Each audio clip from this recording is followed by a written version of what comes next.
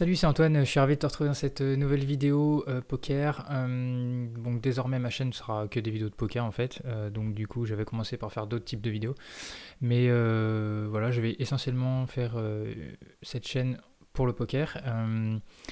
Et je vais commencer cette vidéo donc par revoir une main que j'avais mis dans une présente vidéo et qu'on m'a posé une question. Donc je vais répondre à la question sur le début de cette vidéo. Et après derrière je propose donc une review de mains que j'ai joué hier soir sur une seule table, focus, en NL5 pour voir un peu comment je réfléchis et comment je prends mes décisions et voir si je suis ok avec tout ce que j'ai fait. Avant de commencer cette vidéo, n'hésite pas à liker, à t'abonner, à cliquer sur la cloche pour être mis au courant à chaque nouvelle publication et puis à commenter en mettant, comme l'a fait cette personne là qui est venue me poser cette question, en mettant voilà la minute dans la vidéo à laquelle voilà la main dont tu souhaites me poser une question, éventuellement si c'est sur une main, et comme ça c'est plus facile pour moi pour répondre à la question. Cette vidéo sera en deux parties puisqu'elle va durer environ 1 heure, donc je vais faire en 2 fois 30 minutes. Et d'abord donc je commence par cette main. Alors donc cette main qui était As-Roi, j'étais au Big Blind et donc il y avait un open cutoff et un 3-bet bouton.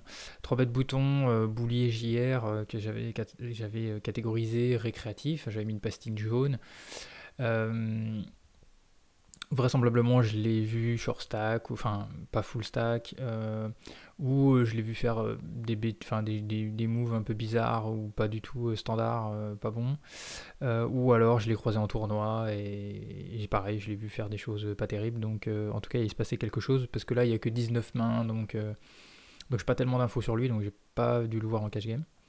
Ou alors voilà, il n'était pas KV max quand je suis arrivé. Et puis le joueur GIF00, 22 mains aussi, j'ai pas d'infos sur lui, si ce n'est qu'il a l'air d'être 19-14 pour l'instant, peut-être un petit peu plus standard.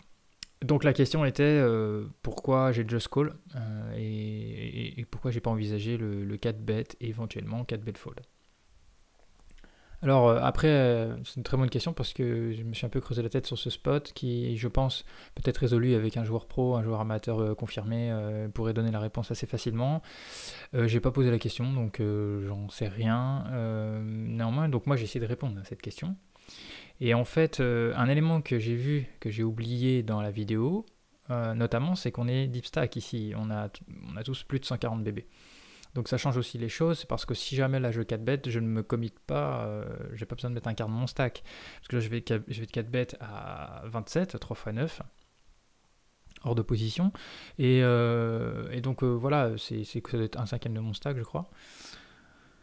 Donc c'est ok, on peut 4 bet. Ça m'embête un peu de 4 bet fold As-Roi. C'est clair que ça range à boulier JR, s'il me 5 bet shove ou fait un 5 bet x2 par exemple. C'est un peu embêtant de fold As-Roi, ça sera très dur même à folder. Et on part pour un gros pot. Si je touche rien, et je vais souvent pas toucher, je serai obligé de check fold, et ça, donc c'est pas possible. Et après voilà, 4 bet fold, c'est un peu... c'est une main forte quoi, on a envie de voir le flop avec, on n'est pas forcément obligé de 4 bet fold, enfin 4 bet fold c'est lâcher son équité quoi. Et évidemment si 5 bet, ça va jamais être en bluff, hein, donc de toute façon ça va être très souvent As, Roi, Roi. Je pense pas qu'à 140 BB c'est possible, hein, je suis un récréatif qui push As-Roi, mais bon voilà, il y aura très rarement As-Roi en face de moi. Donc en fait, si on prend équilibre et qu'on lui met une range, admettons, bon de toute façon As et Roi je les mets pas parce qu'il va nous les 5 bêtes, je pense que les As Roi aussi, et ils sont de toute façon plus rares. Donc qu'est-ce qui va call en fait si je 4 bêtes? Pour moi, il peut call éventuellement As Dame suité, Roi Dame suité peut-être, et les dames, les valets, je suis même pas sur les 10, mais même si je les mets pas, en fait plus j'enlève les paires, même s'il fait pas ça avec Gigi, ça améliore en fait. On part d'un coin flip au départ et ça s'améliore en fait. Donc plus s'il colle pas Gigi et 10-10, ça met encore plus devant. Parce que de toute façon, le seul chemin qui va call, c'est les dames. Et après, j'ai des questions là-dessus. Et puis si c'est ça, c'est un flip. De toute façon, s'il n'y a que les dames. C'est quasiment un flip. Moi, je suis derrière, mais voilà, c'est... non, c'est pas ça que je vais faire. Voilà, mais je pense qu'un récréatif, il va au moins call ça, et je pense qu'il va pas résister à la tentation d'aller chercher un brelan avec ces deux mains-là. Donc je pense qu'au minimum, enfin en gros, on doit être à 50-50 qu'une flip euh, quand il colle. Quand il 3 bet, bah, on perd 26 bébés supplémentaires, on va fold. On va pas partir go broke 140 bébés pré-flop As-Roi. Et puis on sait pas surtout ce que va faire JV00.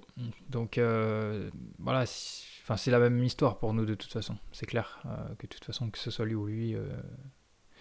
La dernière chose aussi, c'est que si je 4 bet, je montre énormément de force. Et j'ai pas besoin avec cette main-là de montrer de la force. Parce que j'ai déjà de la force. Je veux dire, j'ai d'autres mains à 4 bet fold en fait ici. Enfin, à 4 bet. Enfin, de toute façon, c'est pas un spot pour 4 bet light, mais parce qu'on n'a pas d'infos en fait. On n'a pas un joueur loose ici et un joueur hyper aggro là pour prendre le spot en fait. Donc en fait, c'est même pas une option qu'on envisagerait. Donc en fait, la dernière chose que je voulais dire aussi pour répondre à cette question, c'est que on a le droit aussi, je pense, de vouloir jouer low variance. On n'est pas obligé de jouer high variance. Ici, 4 bet, bah, c'est partir dans un spot high variance. Sauf si vraiment... parce qu'on peut 4 bet et qu'il colle, donc... voilà, qu'est-ce qu'on fait si on touche pas le board? D'ailleurs, là, c'est un board pairé petit où j'ai rien touché. Donc, qu'est-ce que je fais si j'ai 4 bêtes? Voilà, donc si je check, il va tout le temps bet. Enfin, tout le temps bet. Ouais, oui, non, mais je pense qu'il va bet. C'était un board avec un tirage flush, je crois, de mémoire. Donc voilà, on va tout le temps check fold et tout. Donc, non, je pense que je préfère jouer low variance, payer 8 blindes. Et s'il y a un squeeze 4 bêtes ici, eh ben, c'est pas grave. On avisera s'il call.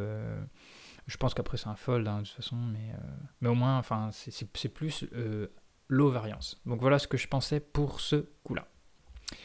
Allez, on va continuer avec donc la review des mains. Alors donc session que j'ai jouée hier. Donc comme je reprends le poker parce que bon j'ai arrêté mai, juin, juillet, août. J'ai rejoint un tout petit peu en septembre, octobre et novembre j'ai joué un peu plus. Donc là je m'y remets, j'ai du temps. Avec le travail j'ai pas pu avant. Donc là ça va être décembre, janvier, février, mars, avril intensif. Je vais pouvoir jouer beaucoup au poker et travailler mon jeu. Donc ça va s'améliorer et puis j'espère monter encore à la limite au-dessus. Donc là je joue NL10 sur Unibet, NL5 sur Winamax. Et dès que ça ira un petit peu mieux, je pense que je passerai sur NL10 sur Winamax aussi. Donc j'ai pas beaucoup de mains sur les vilains parce que bah, voilà, j'ai pas beaucoup joué sur Winamax. Je passe mon temps sur Unibet parce que c'est clairement plus rentable. Déjà à l'heure, puisque je joue un L10, et de deux parce que les joueurs sont plus faibles. Un petit peu plus faibles. Même c'est équivalent de la NL2 en fait sur Winamax, donc c'est assez fou. En fait, sur Winibet, il n'y a pas de différence entre NL4 et NL2 au niveau du niveau des joueurs. Donc, il n'y a aucun joueur qui me pose problème, qui soit difficile à jouer en NL10 sur Unibet, ce qui n'est pas forcément le cas sur Winamax. Néanmoins, là, on voit que c'est une table, donc hier, on était dimanche à 20h. Enfin, j'ai joué à 19h50, 19h45, je crois, jusqu'à 20h15, 20h30. Donc voilà, j'ai 3 récréatifs, on va voir, j'ai des baleines, il y a ce qu'il faut. Là, ici pour l'instant, il y a juste un joueur, violet ou rose, appelez ça comme vous voulez, qui c'est la couleur des règles fiches, donc c'est avec des leaks, des leaks dans leur jeu. Évidemment, j'ai que 47 mains, donc faut pas que Scape 062 le prenne mal. Pour l'instant, j'ai très peu de mains, donc je sais juste qu'il est 21-15. Qu'il a l'air de jouer pas trop mal quand même au poker, mais bon, pour l'instant j'ai des stats je suis obligé de le mettre comme ça par défaut. C'est très rare de toute façon qu'en dessous la NL10 j'ai des joueurs verts, c'est-à-dire des joueurs bons, tight comme il faut, qui jouent bien, ou même pas forcément tight, mais en tout cas qui jouent correct au poker, qui me posent des problèmes.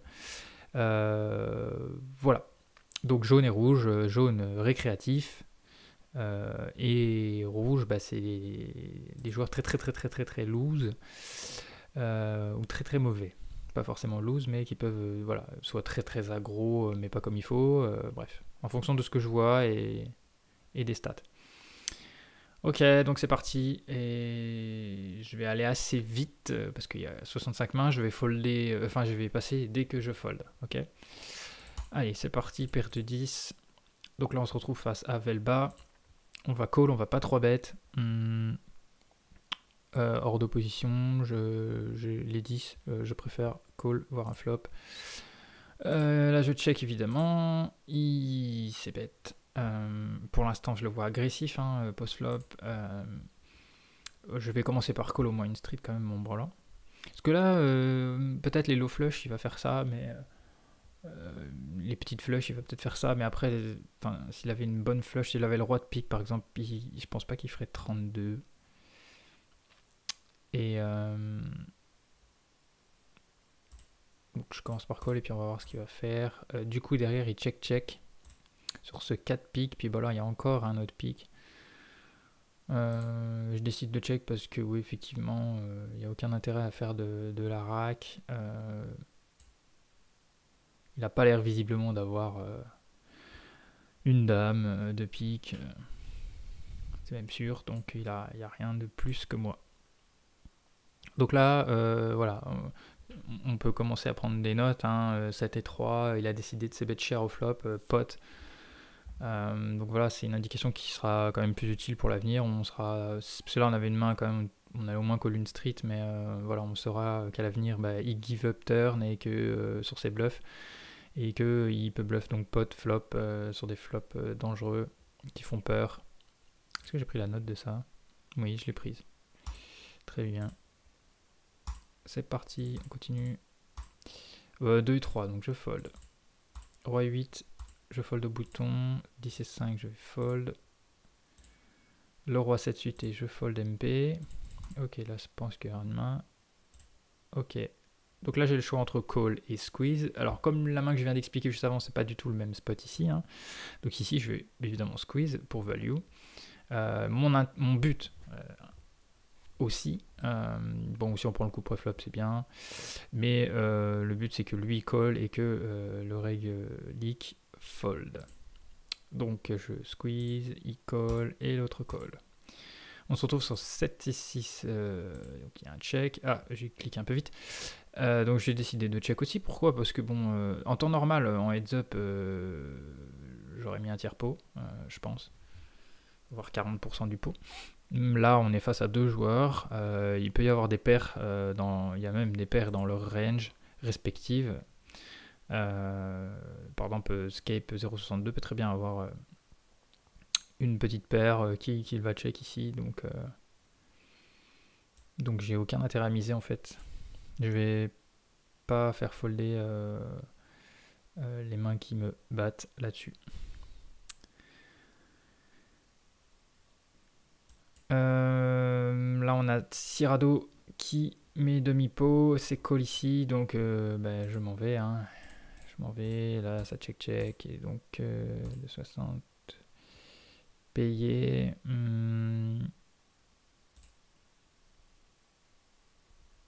Overpair ici, As-10, d'accord. Donc là c'est pareil. Ok, j'ai pris la note. Ouais, j'ai fait le taf. Mais c'est sûr que j'avais mis qu'une seule table, donc c'était volontaire. C'était pour bien réfléchir à tout ce que faisait tout le monde, à prendre les notes. Donc j'ai pris les notes en temps réel de tout ce qu'il faisait, tout ce que je voyais dès que je voyais les mains.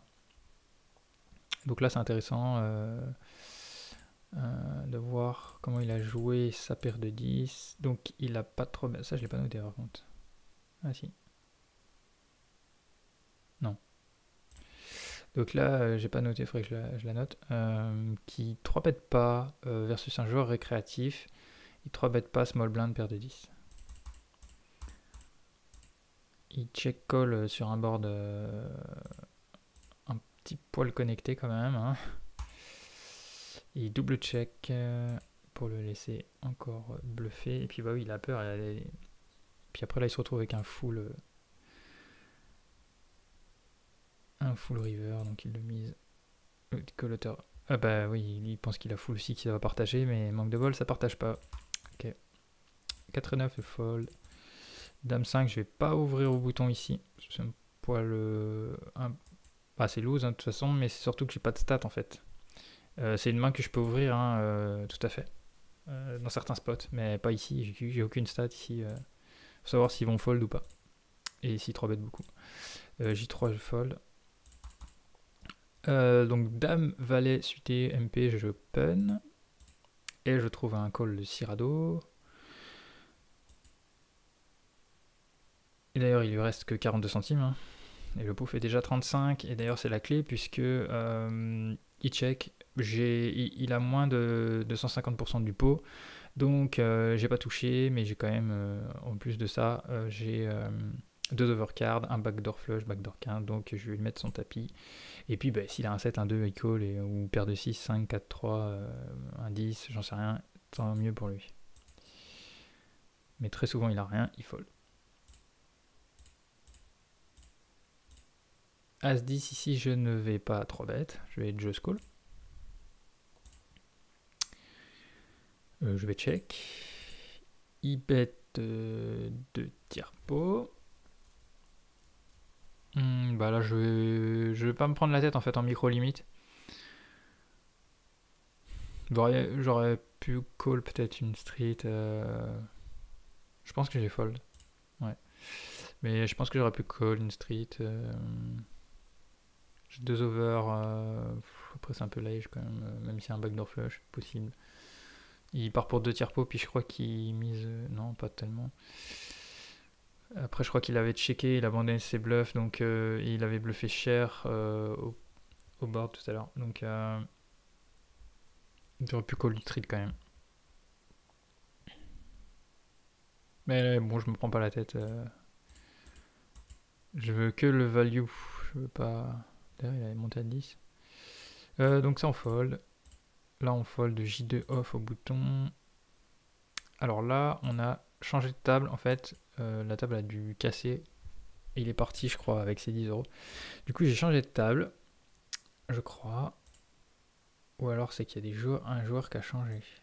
Ouais. Donc il a dû partir. Il y a 2 joueurs qui sont arrivés en fait. Ces 2 joueurs là ont changé. Bon là, roi 3, je vais folder.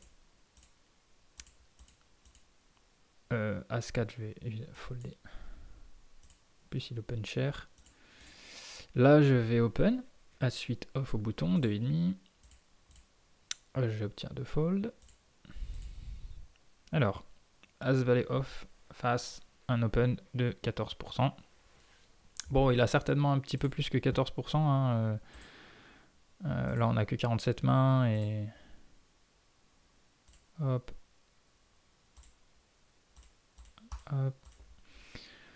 Alors, je mets 14%. Mais je pense qu'il a plus. En fait, c'est une range de MP d'un joueur qui est standard. Qui joue plutôt bien, déjà pré-flop, on va dire. Il va open à partir de perte de 5, il va au moins open ça, parfois ça. Il peut peut-être rajouter l'As 9 et 8-7, un truc comme ça. Donc on va aller en enlever un peu, exprès volontairement, puisqu'on va essayer de se rapprocher un peu de la stat, mais en gros voilà ce qui va relancer. Alors c'est intéressant si tu débutes au poker ou si voilà, tu es en micro-limite. De toute façon, mes vidéos, elles sont plus pour les joueurs qui débutent ou les joueurs qui sont en micro-limite et qui gagnent pas suffisamment ou qui gagnent pas du tout ou qui sont flat. C'est à ça que s'adressent mes vidéos, hein, c'est pour ces personnes-là. Donc si tu es dans ce cas-là, je t'invite à, si tu le fais pas, déjà à voir Equilab, il est gratuit ce logiciel. Et si tu utilises le tracker, de t'habituer à faire des recherches comme ça. Quand tu fais tes reviews pour pour te dire dans ta tête, ça représente 15%. Quand je vois 15% sur mon tracker, je sais dans ma tête que voilà, c'est tous les brodeux suités. C'est bon, il va peut-être pas jouer valet dame off normalement. Voilà, 15%, c'est roi valet off, ça commence à as 10 off, il y a tous les brodos suités. Il va jouer voilà, les 8 et 9, 10, 9 et J9 suités, puis il commence à partir de paire de 5, et souvent on joue As2, As5 suité. Voilà. Et de se garder en tête que ça c'est 15%. Et à force de faire ça, ça sera plus facile en in-game de transformer ces chiffres-là en des mains concrètes, une range de mains, et de mieux trouver les mains des adversaires, par exemple river. Donc voilà, on voit que je suis à 50% contre cette range. Donc je vais pas être trop bête, hein, par contre je vais call.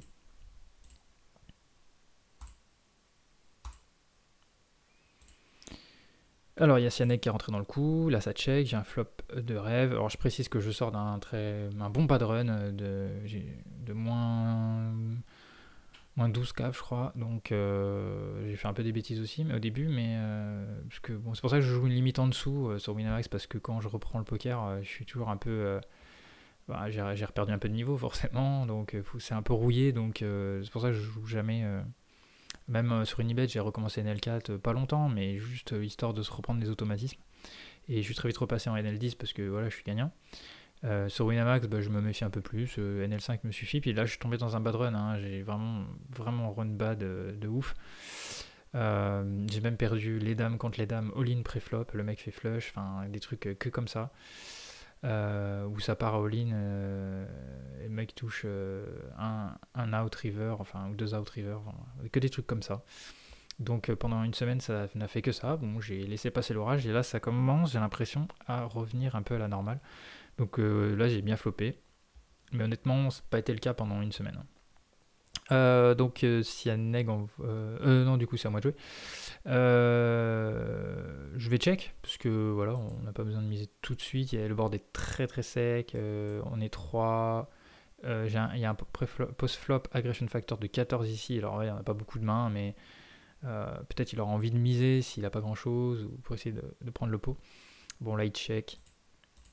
Recheck du MP, donc ça c'est intéressant parce que mince, j'ai cliqué un peu vite. Parce qu'en fait, il va pas checker un roi ici, je pense pas. Il peut même miser un. Genre, j'ai l'as de trèfle, alors c'est un peu gênant. Dame 10 de trèfle, il va check call. Des petites paires, il va continuer de check. Et donc en fait, il a pas grand chose ici, notre ami. Ici ça a check et il a pas pris le lead au flop, donc par contre il peut y avoir des rois dans leurs mains, même si je pense qu'ici s'il a un roi, ouais, il peut check call. Donc en fait il y a des rois à value, il y a des flush draw à value, il y a des quintes à value, et je pense que c'est à peu près tout. Mais donc du coup en fait c'est soit que je mise demi-pot ou je mise pot en fait, ou trois quarts pot, ils vont fold les mêmes mains et payer les mêmes mains en fait, donc il faut miser cher ici. Donc en fait 49, je sais pas combien j'ai mis, ouais, j'aurais mis 49, mais bon moi je fonctionne en big blind là, je regarde pas les montants. Donc sinon j'aurais peut-être mis 49. Mais bon, c'est un détail. Fold. La roi 7 je fold. Oh 8 et 2, je pense qu'il n'y a pas de débat, ça va être fold. Dame 2 je fold. Donc là c'est un open. Un standard, ça fold. La dame 3 je fold. As 4 je fold.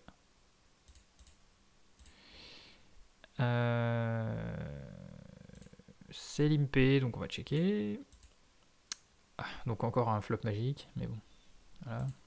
C'est anecdotique. Je vais prendre le lead tout de suite. Je pense. Parce que j'ai une petite flush en fait. Et j'ai pas envie que ça check-check et qu'il y ait encore un trèfle qui arrive. Donc je préfère bet cher tout de suite. Et puis de toute façon, si quelqu'un a un as ou un roi, va au moins call une fois. Donc je suis quand même un peu en value. Celui qui a un trèfle en main, un bon trèfle en main, il reste quoi? Il reste une dame ou un valet de trèfle, va call. Ouais, je peux même mettre pot en fait. Parce que ça accomplit la même chose. Fold. Ça c'est un fold. Ici. Valet dame off. J'open bien sûr. J'ai un call de Adonis 7 qui est voilà, une baleine, hein, 66-31, enfin en tout cas pour l'instant, sur 32 mains, mais qui a l'air assez passif. Passe flop. Il va check, je pense. Ouais. Ici, je vais pas me prendre la tête en fait. Dans mon état d'esprit d'hier, je ne vais que value en fait face à ce type de joueur parce que j'ai très peu de stats sur lui, donc en fait je sais pas trop s'il est calling station ou pas, mais il y a des chances souvent ces joueurs là sont calling station. Donc en fait je vais prendre ma carte gratuite, j'ai pas de carreaux en main et je joue un 9, une dame, un valet, un roi peut m'arranger aussi. Là, quand il recheck, je crois que je vais décider de check aussi. C'est pas un 3. Un 3, c'est pas une carte scary qui fait peur, donc je vais pas prendre le lead là-dessus, je pense. Ouais.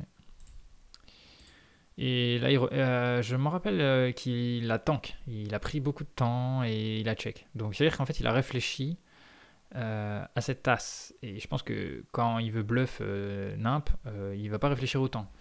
Et là, je pense que clairement, ça le gênait. Je pense qu'il a l'as. Parce que je me rappelle qu'il a tank. Et j'ai décidé de pas bluffer face à lui. Parce que même un 10, alors un 10 non, il n'a pas de 10. Il n'a pas de 10, mais un 8 par exemple, il peut décider de me check call en fait. Ouais, il a As-Dame. Donc j'ai pris la note en fait. J'ai pris la note qui me 3-bête pas. As-Dame, Big Blind, bouton. C'est important de le savoir pour la suite. J'ai pris la note aussi que face à mes checks, il bluffe pas sur le 3. Et que River, il a check pour me laisser bluffer en fait, donc pour essayer de me trap. Donc en fait, ça correspond bien à son 0,6 de post-flop aggression factor. C'est quelqu'un qui va plutôt check, va jouer, voilà. Il n'est pas agressif quoi. Donc voilà, faut prendre les notes. J'ai pris les notes ici. Voilà, donc j'ai la main As-Dame. Open au cutoff, hein, As-3, As-2, As-4, As-5, c'est bon. On a encore un call du même joueur. Ça, on va beaucoup jouer contre lui, hein, c'est normal, de toute façon, c'est le joueur le plus actif. Il check, As-3, j'ai pas grand chose, donc je pense que là je vais check pour l'instant. De toute façon, on a vu qu'il bluffe pas, donc on peut prendre nos free cards. Se trouve que l'As, on est déjà devant. Ici sur ce 10, en fait, la main d'avant, je lui ai montré que j'ai pas bluffé quand j'ai pas touché. C'est une overcard au flop. Et puis j'ai tirage flush avec un As qui peut être bon s'il tombe. Voilà, donc même si je touche un 3, ça peut m'aider, on sait jamais. S'il a As-4, non, alors As-4, ça le ferait pas. 2, 3, 4, si. Voilà, donc voilà, s'il a... Je pourrais passer devant en fait, donc là je peux bet, hein, de toute façon j'ai plein d'out. Et puis il va... le but c'est quand même de faire folder, donc a priori, donc on va mettre quand même 30 centimes je pense. Il colle, intéressant. Alors là, qu'est-ce qu'il peut call en fait? Déjà il n'y a pas... Je pense que le 10 il va nous raise. Déjà je sais même pas s'il va checker, il va peut-être donc bet. Parce qu'il aura peur en fait. Ouais, un 10 il va le donc bet. Donc en fait il a pas de 10.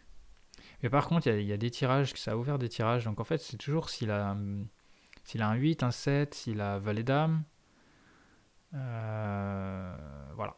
C'est à peu près tout. Ou s'il a décidé de pas lâcher un 9, pas lâcher un 6. Peut-être le 9 il mise, peut-être un 6, un 5. Mais il y a des valets aussi. Donc en fait, il a payé cher turn. Je sais que j'ai misé cher. Mais... Bon, il check et j'ai misé cher. Mais... Ouais, parce que c'est un profil... calling station quand même, baleine et tout. Donc s'il a le moindre truc, en fait, il va le payer. Donc en fait, c'est pour ça que je mise cher, quoi. Mais je suis pas sûr. Parce qu'en fait, il y a un valet, bien sûr, maintenant. Parce que j'ai dit qu'il avait dame valet. Il y a peut-être des 9. Ici, il y a des 6 et des 5, genre c'était 6 à 5, des trucs comme ça. Ça, je sais pas s'il va payer aussi cher, mais bon, ça se voit aussi. Hein. Mais bon, sur un troisième carreau, ils ont souvent peur. Mais là, on va voir que... Bon, que c'est ce jeu-là, j'hésite un peu sur le sizing, s'il fallait pas mettre un peu moins cher quand même, genre un peu plus de demi-pot, mais un peu moins que ça. Déjà 2 tiers, c'est déjà pas mal. Donc j'ai un peu abusé, je pense, mais bon, il paye. il paye avec valet dame. Donc j'ai pris la note, je crois aussi. Là, ça va faire 30 minutes, donc je vais m'arrêter là. Le A7, je l'ai foldé. Donc voilà pour cette première partie. Je suis ravi de te retrouver dans ces vidéos. Encore une fois, n'hésite pas à liker, partager, commenter. Et je te donne rendez-vous dès demain. Il y aura la deuxième partie disponible qui fera 30 minutes aussi, a priori, sur les mains de la main 29 à 65 de cette petite session. Et je te dis à bientôt. Salut!